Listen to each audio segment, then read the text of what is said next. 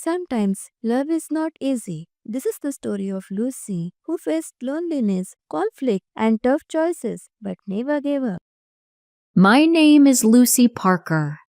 I was 26 years old when I met Ethan Miller, the man who changed my life forever.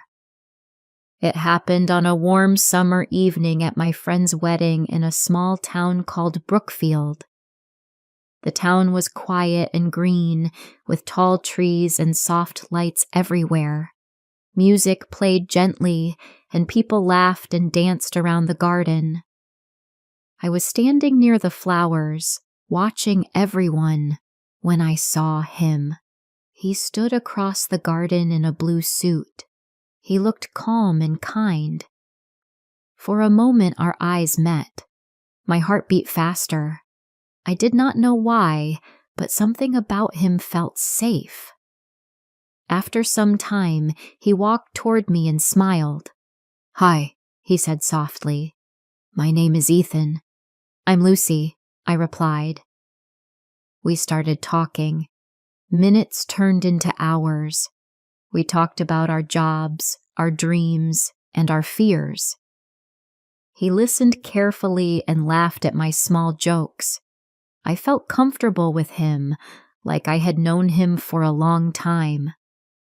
When I went home that night, I could not stop thinking about him. The next morning, my phone rang. "Good morning, Lucy," he said. "I hope it's okay that I called." I smiled. "I'm happy you did." From that day, we talked every day. We met for coffee, walked near the lake, and shared long phone calls at night. Ethan always listened to me. He made me feel important. Slowly, I fell in love. One evening, we were walking in the park near the river. The sun was low, and the sky was soft pink. Ethan stopped walking. He took my hand and looked nervous. "Lucy," he said, "you are my home. I want to spend my life with you. Will you marry me?" Tears filled my eyes. "Yes," I whispered, "I will." We married a few months later. It was a small wedding with close family and friends. I wore a simple white dress. I felt happy and peaceful. I believed our life would be full of love. But after the wedding, things slowly changed. Ethan's mother, Mrs. Miller, lived close to us. She came to our house almost every day. She did not call before coming. "Ethan, eat this," she said. "Ethan, wear warm clothes. Ethan, sleep early." She spoke to him like he was still a child. She rarely spoke to me. When she did, her words were cold.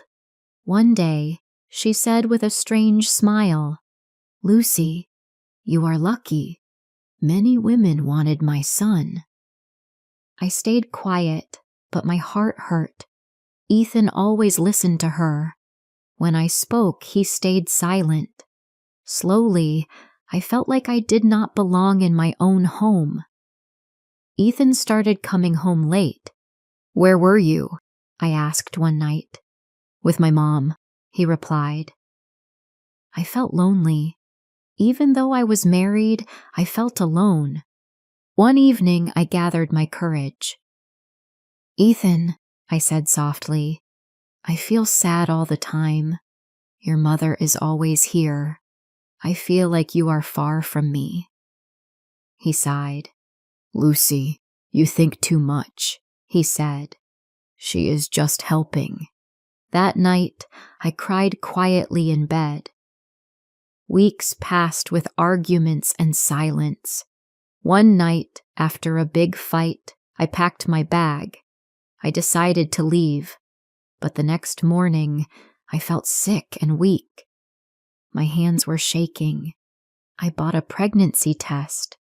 When I saw the result, I sat down and cried. I was pregnant. A small life was growing inside me. I felt fear and hope together.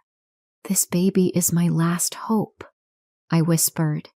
I decided to stay. That evening, I cleaned the house and cooked Ethan's favorite food. I lit candles and waited for him. But the door opened, and it was not Ethan. It was his mother. She looked at the table and the candles. "What is all this?" she asked. I took a deep breath. "I am pregnant," I said quietly. She laughed, loud and cold. "That is a lie!" she shouted. "This is not my son's baby!" My body froze. Before I could speak, she slapped me hard. My face burned. I started crying. At that moment, the door opened again. Ethan walked in. "What is happening?" he asked. "She hit me," I whispered. Ethan looked at his mother. "Did you hit Lucy?" he asked. "Yes," she said. "She is lying." Ethan turned to me. His eyes were full of pain. "I believe you," he said. "She is my wife. This is my child." His mother screamed. "If you choose her, you are not my son anymore." Ethan spoke with a shaking voice. "Then I am not your son." She left the house, slamming the door. Ethan held me and cried. "I'm sorry," he said again and again. After that, our home became quiet. Ethan changed. He listened to me. He stood beside me. He came with me to the doctor. He held my hand during every visit. When we heard the baby's heartbeat, we both cried. Months later, I gave birth to a baby boy. Ethan smiled and said, "Thank you, Lucy. You saved our family." One day, my phone rang. It was his mother. "Lucy," she said softly, "can I see the baby?" I looked at Ethan. He said, "It's your choice." After a long moment, I said yes. When she came, she looked tired and older. She saw the baby and cried. "He looks like Ethan," she whispered. She looked at me. "I was wrong," she said. "I'm sorry." I nodded. That was enough. She began to call before visiting. She spoke kindly, and Ethan never left my side again.